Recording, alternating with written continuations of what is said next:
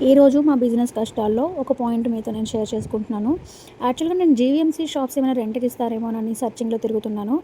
First మేము main GVMC office ఉంది కదా! RTC complex opposite.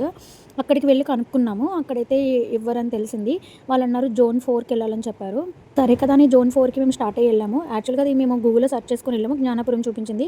అక్కడికి వెళ్ళాక అది జోన్ 5 మీరు 4కి వెళ్ళాలని నా అడ్రెస్ చెప్పారు. అక్కడికి వెళ్ళిన తర్వాత ఇక్కడేం కలలేవు మళ్ళీ మీరు జోన్ 3కి వెళ్ళాలంటే రామా టాకీస్ దగ్గర ఉన్న దానికి ఆఫీస్ దగ్గరికి వెళ్ళాము.